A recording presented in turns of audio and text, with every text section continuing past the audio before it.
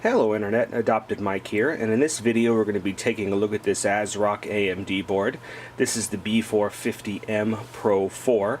As I said before, this is an AMD supporting the AM4 socket chips, so the Ryzen and Ryzen 2000 series it's ready for.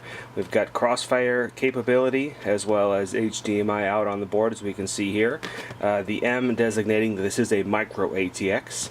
Let's take a look at the back. We can see some of the other specifications here and a picture of the board, but let's get it out of the box and take a closer look. So first off, we have the accessories in the box. There's a motherboard manual with driver disc, although it's always good to make sure you have the newest drivers if you can, download them from the website. Then we have the M.2 screws for securing M.2 drives onto the motherboard in case the M.2 drive you purchase doesn't have screws with it. Some do, some don't in my experience, but we've got some extras just in case. We've got a rear I/O shield here. We've got a pair of SATA cables. One is a right angle and the other one is straight to straight. And then we have some detailed instructions on installing RAM and how to utilize it best depending on which chip you're using and what you're going for. And then, of course, we'll slide in the motherboard. And now let's take a closer look at this. Okay, so this board is pretty featured, or pretty well featured, excuse me, for a micro ATX board that's more on the budget side. So we really got a lot going for us here. Anyway, we'll start off real quickly, but we've got some nice heat sinks on the VRMs. I always like to see that, and an 8-pin power for the CPU adapter right here. I guess that's the EPS rather. We've got our socket AM4, our 4 RAM slots, 24-pin power there. We've got a nice amount of fan headers. There's 2 up there, 1 here, and 2 down there, all 4-pin PWM, so that's awesome. We've got an LED connector up here for the CPU cooler, if you have an LED fan for it, or some other kind of LED arrangement on the CPU cooler. We've got 2 LED headers down here as well too. We've got HD audio, and then we've got 2 USB 2.0 front panel headers. There's our front panel controls there, and then we've got USB front panel connector there. 4 SATA connections, our 2 M.2, which we'll go into in a little bit with the PCI Express, because depending on the CPU you use, these PCI Express and M.2s may perform differently along with the SATA, so depending on how you configure it.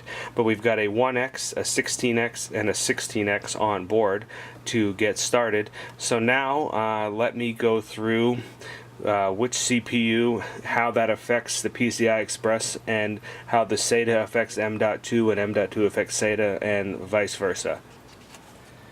Okay, so anyway, we've got our 2 PCI Express by 16s and a by 1 here. So if you're using a Ryzen CPU, so like the 2000 series or the 1000 series, that's an actual Ryzen, what you're going to get out of this is going to be by 16 up here and by 4 down here. So that will be the configurations, and this one will always operate at a by 1.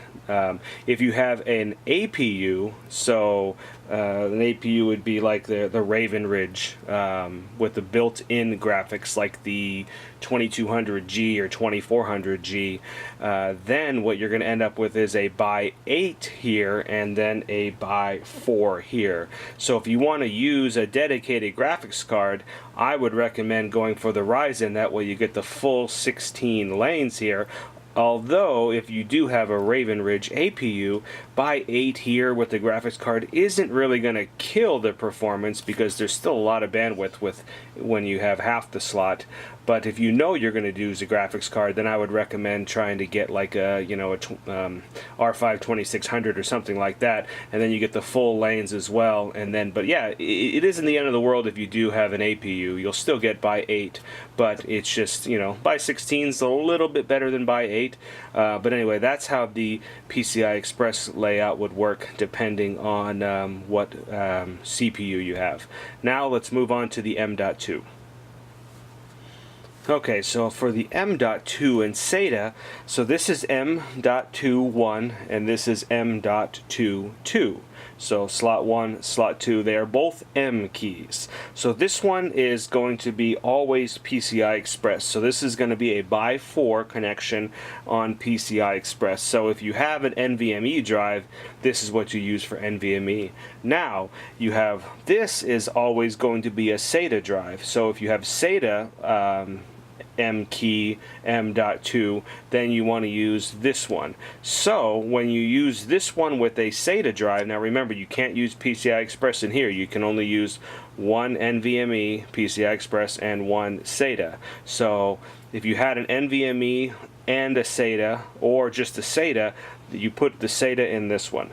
Now when you put the SATA in this one, it does disable one of these 4. It disables number 3. So you've got 1, 2, 3, 4, and it'll enable or disable 3. So this one and SATA number 3 share the same. So by putting one in here, you will lose one of those. Now that being said, you still have 4 here too, and this is the chipset, part of the chipset that supports RAID. So if you were going to do like 4 rated drives and run them off of the chipset, then you will lose this. So yeah, so this shares bandwidth with one of the SATA devices, and this one's always PCI Express. No matter what chip you use, you'll get a by-4 lane. So hopefully that makes sense. Now we'll move on to the memory and talk a little more detail about the RAM slots.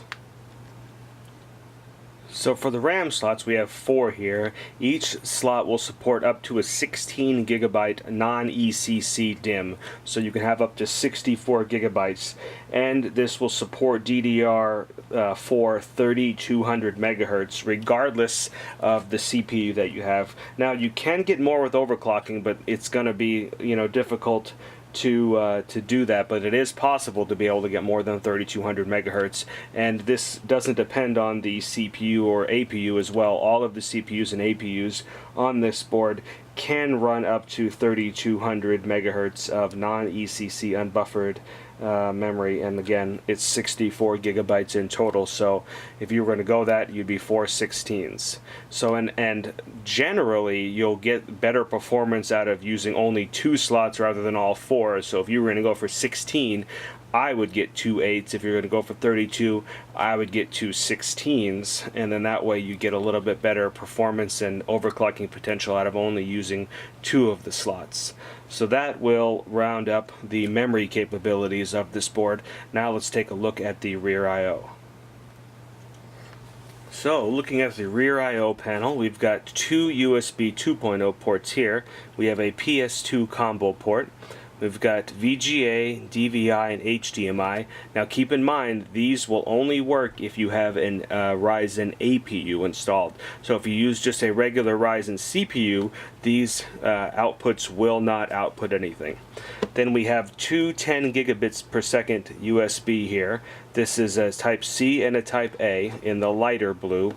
The darker blue is USB 5 gigabits a second, 3.1. So this is Gen 2 and Gen 1. So we have the Gen 2 being at 10 gigabits a second, and the 4 Gen 1s being at 5 gigabits a second. We've got our Realtek Gigabit Ethernet, and then we have our HD audio out. We've got line in, front speaker, and microphone for our audio out. Okay, so to wrap it all up, again, this is the ASRock B450M Pro4 motherboard that we took a look at today, and I did miss one thing earlier. I did miss a COM port, so there is a COM port way down here at the bottom, so I did miss that in my overview of the board earlier. So anyway, if you have any questions or anything I can help with, please leave a comment down below, and if you liked the video, thought I did a good job, the feedback is great, and then you could leave me a thumbs up if you wish. Anyway, hope you enjoyed the video, and as always, thanks for watching.